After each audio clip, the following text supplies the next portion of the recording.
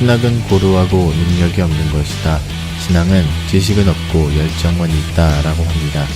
이 두 가지를 꼭 나누어야 할까요? 지금 이 시대와 교회에 신앙과 신학의 조화는 꼭 필요합니다. 신신의 그 조화의 49번째 시간, 오늘의 한국 기독교 일부 지금 시작하겠습니다.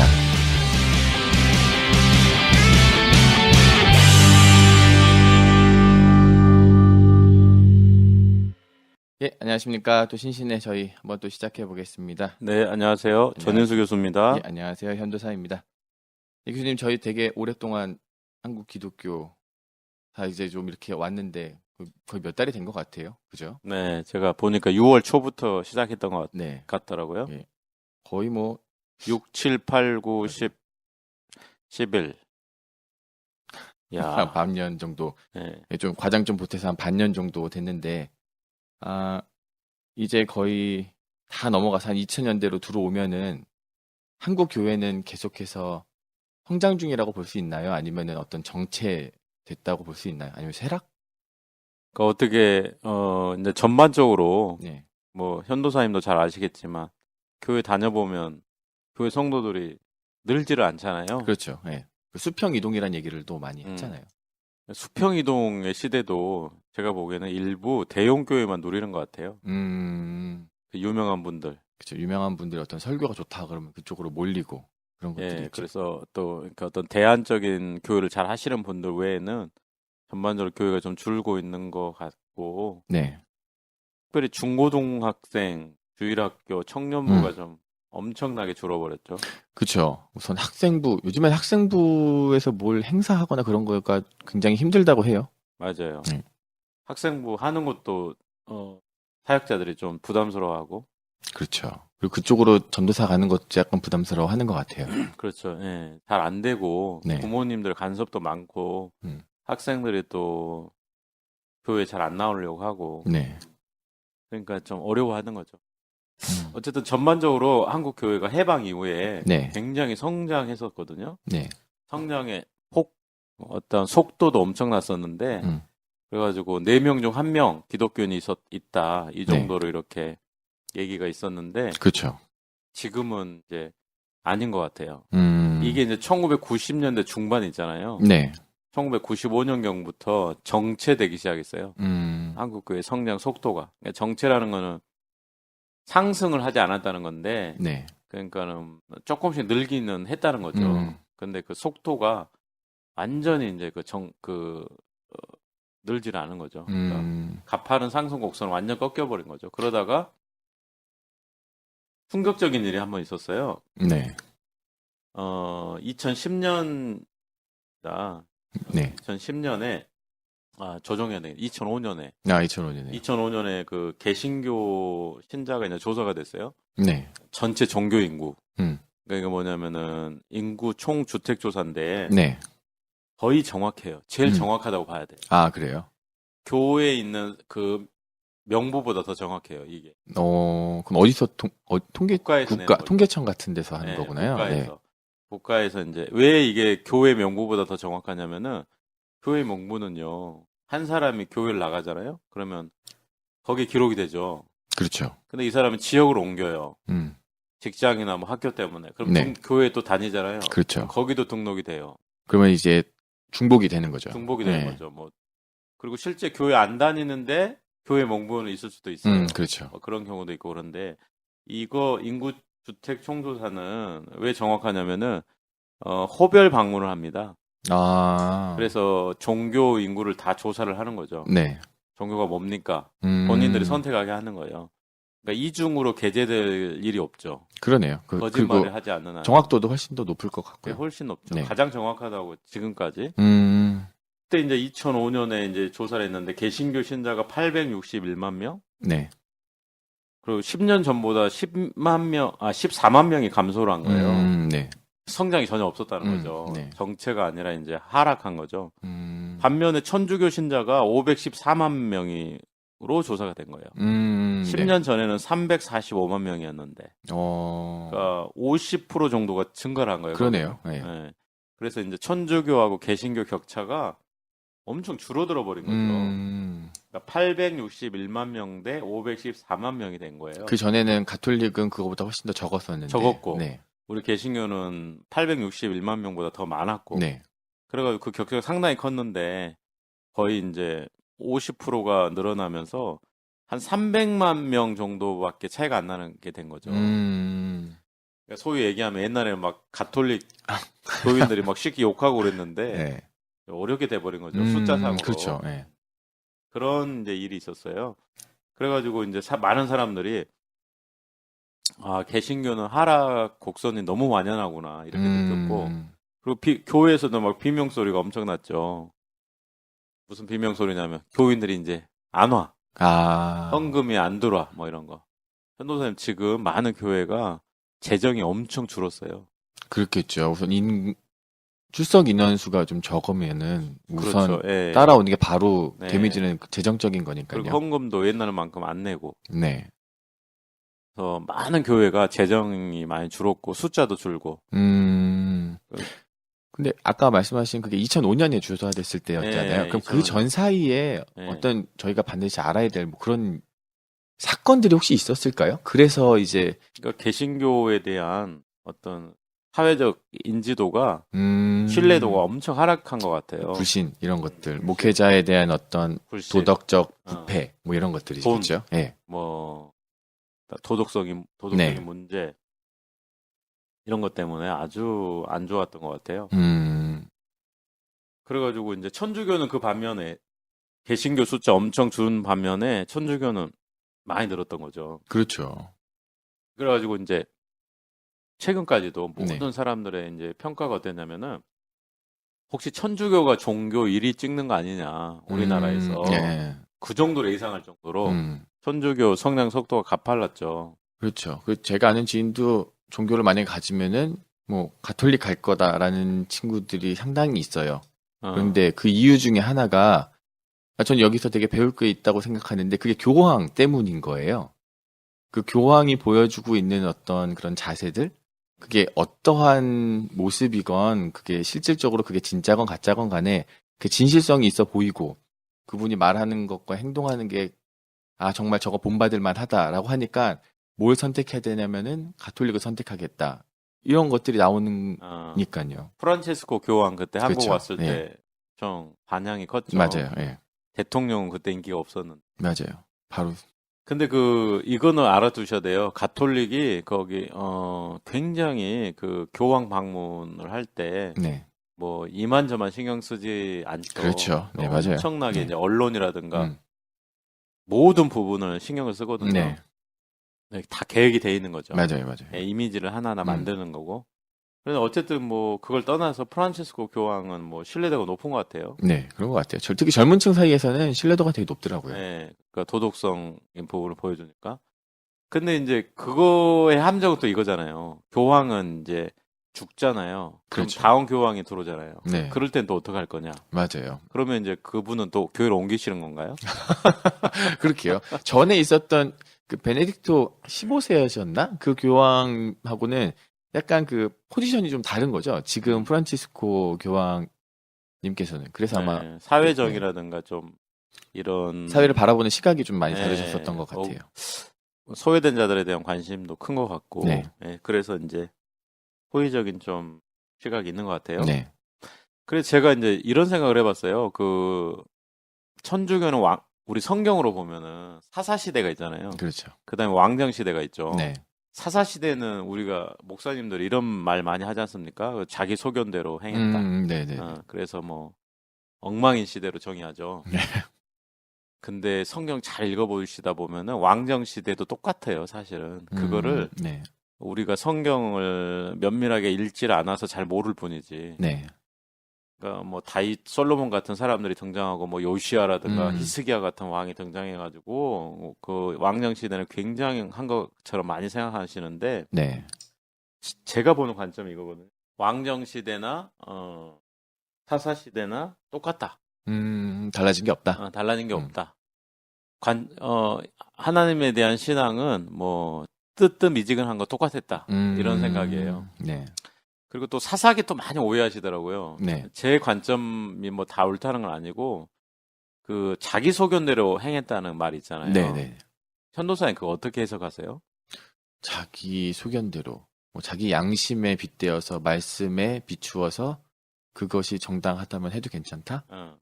그 왕이 없어가지고 자기 네. 소견대로 행했다는 게 사사기 결론 아닙니까? 네. 그 왕이 누구예요? 아, 여기서 말하는 왕이요? 네, 성경에서 말하는 성경에서 왕. 말하는 왕은 하나님 아닌가요? 하나님죠. 네. 네.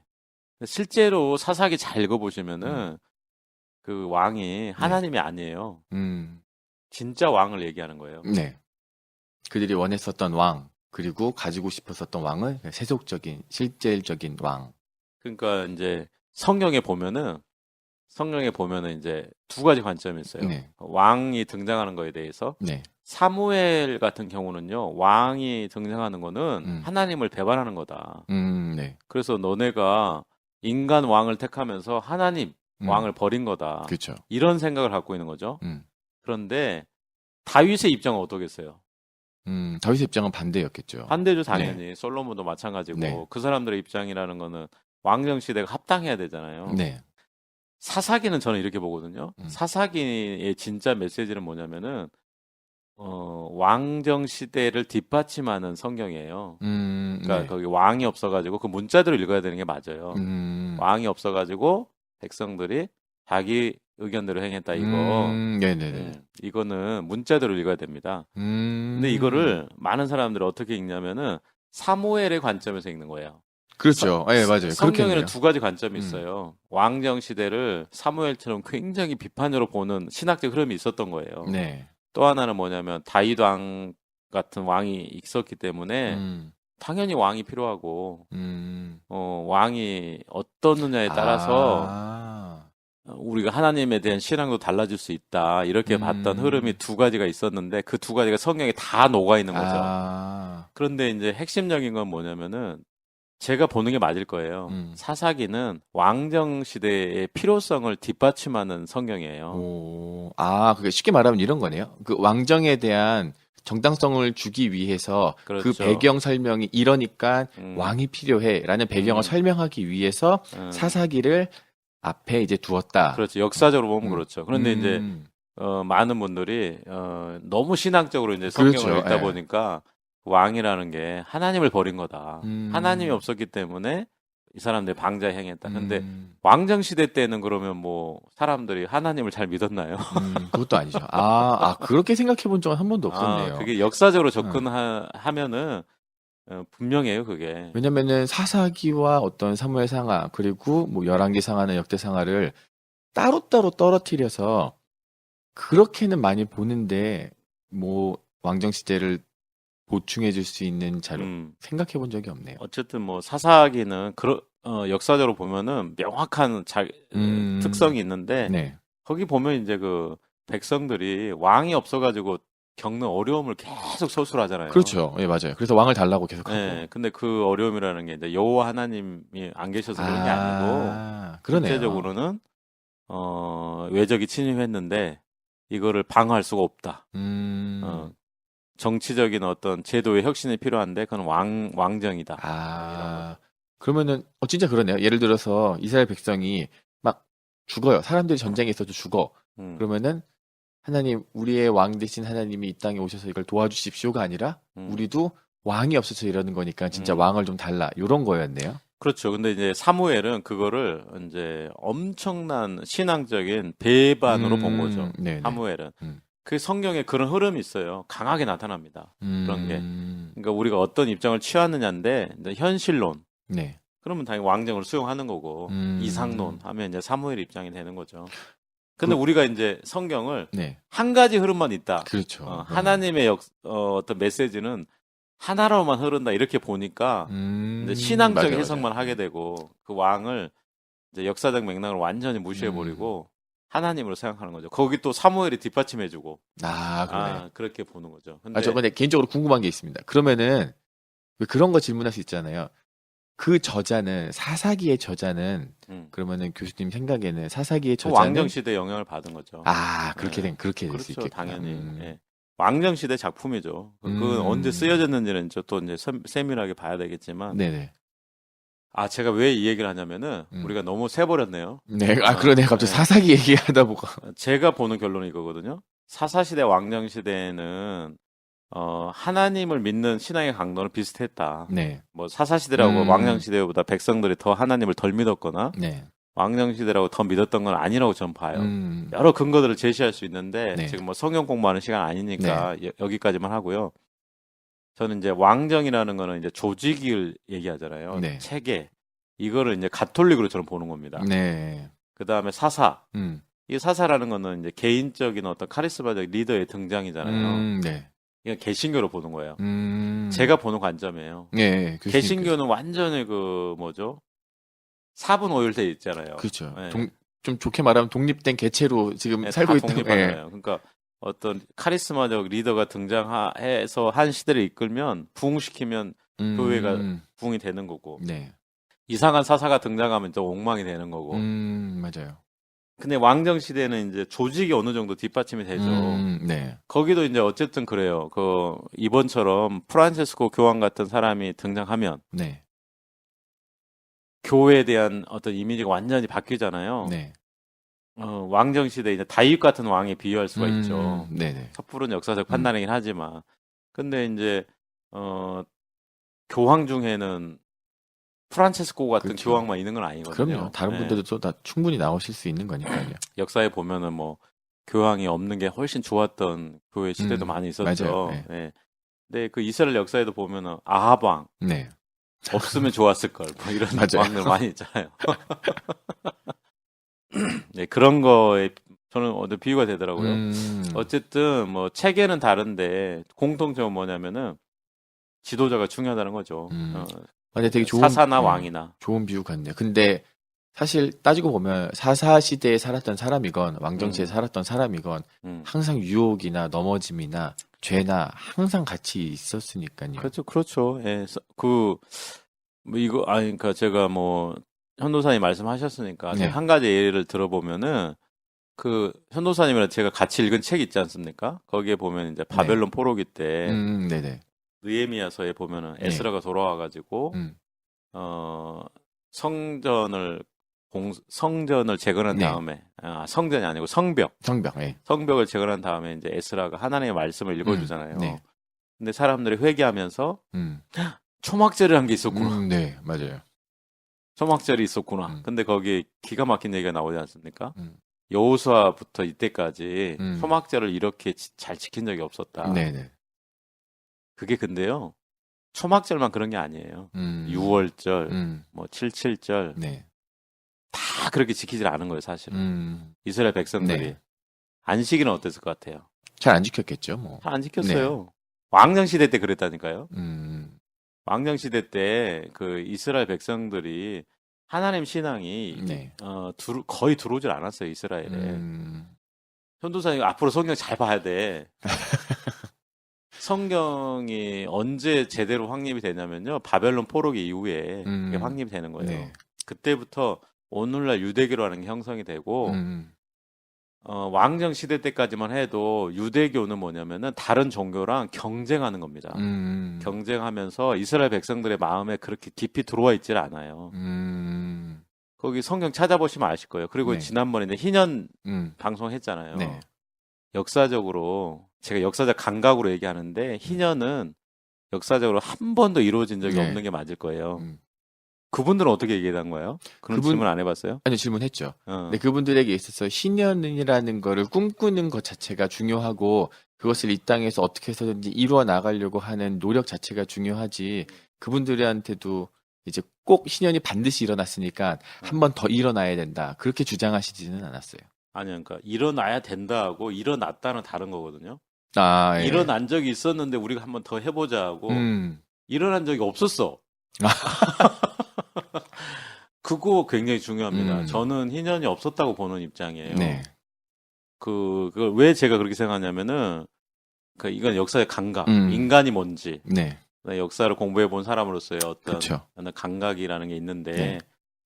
땅을 돌려주고 노예를 해방시킨다. 자기 재산을 네. 돌려준다. 이거 인간으로 살 수 없습니다. 그래서 이거는 저는 절대 불가능했다고 생각하고 네. 성서의 근거는 뭐냐? 왕정 시대 때 네. 그러니까 출애굽한 다음에 이스라엘 사람들이 거기 들어가잖아요. 가나안에. 네네. 그 뒤로 희년에 대한 성서 단어가 딱 한 번 나와요. 네. 희년이 지냈다는 얘기는 절대 아니고 네. 그 얘기는 뭐냐면은 희년은 실제로는 지켜진 적이 없었던 거예요. 네. 이 경망스러운 말인 것 같은데 예. 제가 얘기하고 싶은 건 뭐냐면은 하나님 신앙이라는 게 엄청나게 다른 종교와 투쟁하면서 이스라엘 백성들에게 심겨진 거예요. 네. 그걸 우리가 잘 알아야 돼요. 그 왕정 시대 때도 수많은 사람들이 왜 하나님을 믿지 않고 네. 왕들 중에도 왜 그렇게 우상숭배에 계속 빠졌을까? 그건 뭐냐면은 유대교가 자리를 못 잡고 있었던 겁니다. 그 이스라엘 백성들 사이에서는 그냥 여러 종교 중에 하나였던 거예요. 다른 왕들 그걸 선택한 거예요, 그냥. 그럼 예를 들면 솔로몬이 성전 지었으니까 당연히 그 중심으로 갔을 거라고 생각하는데 솔로몬 때는 그랬을지 몰라요. 솔로몬 네, 때는 네. 그렇죠. 솔로몬이 죽고 나면 어떻게 되겠어요? 또 분열되고 또 사라지고. 역사라는 거는 뭐 무조건 일률적으로 가지 않기 때문에 어쨌든 뭐 그렇습니다. 그래서 그러니까 유대교라는 거 네. 예수님 당시에는 유대교가 이스라엘 백성들에게 아주 철저하게 각인됐었어요. 네. 그거를 왕정 시대까지 소급하면 절대 안 돼요. 그거는 바벨론 포로기 이후에 이스라엘 백성들이 이제 심각한 회개. 왜 우리가 바벨론에 갔을까? 그거에 대한 이제 신학적 해석 혹은 그렇죠. 어떤 자기 그런 반성. 것들을 이제 만들기 막 시작하는 과정이었던 이 거죠. 사람들 속에서 하나님 신앙이 이제 불붙듯한 거죠. 이해했어요. 네. 그러니까 그래가지고 이 사람들이 이 공동체를 이제 이스라엘 민족 공동체를 확실하게 한 거예요. 저는 오히려 그 제2의 모세가 네. 에스라라고 전 보거든요. 네. 네. 어떤 의미에서요. 이거는 역설일지 모르지만은 에스라가 모세일지도 몰라요. 실제 역사에서 어떤 보면은, 역할을 했었던 더 큰 역할을 했었던 그렇죠. 사람. 우리가 근데 이제 그런 거에 대해서는 별로 관심을 안 그렇죠. 가져서 그런데, 그러니까 어쨌든 그렇습니다. 왕정 시대 때 그 이스라엘 백성들이 하나님 신앙을 잘 믿지 않았던 이유는 뭐냐면은 하나님 신앙이 절대 주류가 아니었기 때문에 그런 거예요. 주류 신앙이. 그 여호수아에 보면 이런 얘기 나오잖아요. 여호수아가 죽은 다음에 그 세대들은 다 하나님 신앙을 잊어버렸다고 그러잖아요. 네. 그러니까 잠깐 정리를 하자면 그런 것 같아요.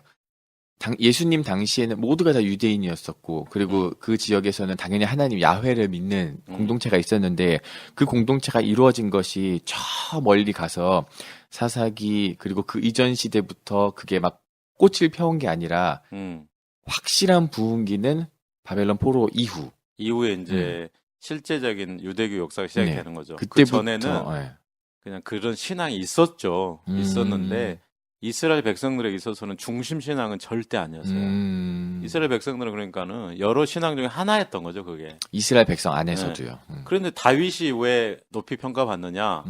그런 와중인데도 하나님을 선택한 유일한 왕이었던 거죠.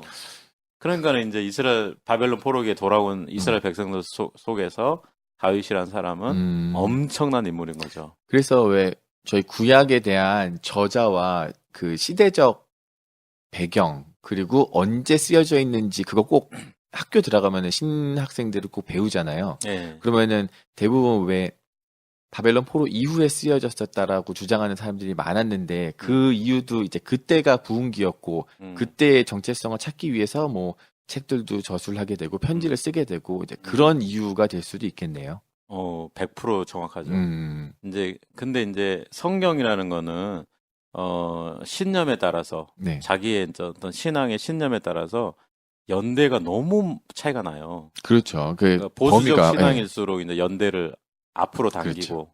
오래된 것처럼 진보적 신앙일수록 이제 연대를 늦게 보고 막 그런 경우가 있는데 이렇게 보셔야 될 거예요. 그러니까 하나님 신앙은 있었어요. 아브라함 때부터. 그래 모세가 중심 역할을 했고. 그런데 제가 말씀드리고 싶은 거는 그게 중심이 아니었다는 거죠. 이스라엘 백성들 사이에서. 그렇죠. 그 요시아 왕 아시죠? 네. 요시아 왕을 우리가 높이 평가하는 게 종교개혁 일으켰다고 하거든요. 종교개혁 이렇게 했는데 성전 청소하다가 모세 율법 발견한 거예요. 네. 그래서 그걸 다시 한번 생각을 해보세요. 그럼 요시야 왕은 율법을 알았다는 거예요? 몰랐다는 거예요? 몰랐다는 거죠. 그럼 모를 수가 있어요? 왕인데. 이스라엘 백성들 사이에 하나님 신앙이 중심으로 차지하고 있으면은 그 모를 수가 없죠. 그렇죠. 네. 신앙심이 약할 수는 있겠지만. 그러니까 우리가 그거 조금 생각해야 되는 게 이스라엘 백성들 사이에서도 이 하나님 신앙이라는 거는 엄청난 시간과 투쟁 속에서 이스라엘 식으로 들어온 거구나. 근데 그것도 좀 신기하네요. 왜냐면 종교가 다시 활성화되고 하나님을 찾는 게 좋을 때가 아니라 바벨론 포로라면 나라 망할 때잖아요. 근데 그때 다시 뭔가 하나님으로 돌아간다라는 거? 어려울 때 하나님을 찾게 되죠. 그렇죠. 네. 어려울 때 우리의 신앙을 점검하게 되고. 기도를 언제 해요, 전도사님? 힘들 때 하죠. 그렇게 보시면 됩니다. 다칠 때 하고. 하나님과 만날 수 있는 시간은 어려울 때 더 만나는 거죠, 사실. 맞아요. 그러니까 이스라엘 백성들은 철저한 자기 반성이 있었던 거예요. 왜 우리가 이스라엘을 떠나서 바벨론에서 이렇게 힘들게 살고 있지? 우리 고향 땅도 아닌 이곳에서 원인을 생각해 보니까 이 사람들에게는 딱 한 가지가 있었던 거예요. 우리 아버지가 얘기했던 그 하나님 신앙을 우리가 제대로 믿질 않았구나. 거기서 떠나갔구나. 그래서 우리가 이렇게 채찍을 맞는 거구나. 그러면 우리가 예루살렘에 돌아간다면 정말 제대로 된 하나님 공동체를 만들어 봐야겠다. 그래서 근데 돌아갈 기회가 생겼잖아요. 그렇죠. 그러니까 에스라 같은 사람은 율법을 다시 정리한 거죠. 다시 가르치고. 느헤미야도 사실은 뭐냐면은 굉장히 종교적인 거예요. 네. 하나님이 주신 도성을 회복해야 된다. 네. 그러니까 성벽 공사를 한 거죠. 네. 그리고 이스라엘 백성들이 가장 먼저 와서 한 게 성전을 건축한 거잖아요. 네. 그 왜 그랬겠어요? 바벨론에서 회개에 대한 열매가 있어야 되잖아요. 네. 그러니까 이제 그런 성전이 재건돼야 우리 이스라엘 공동체가 재건될 수 있다고 본 거죠. 그러네요.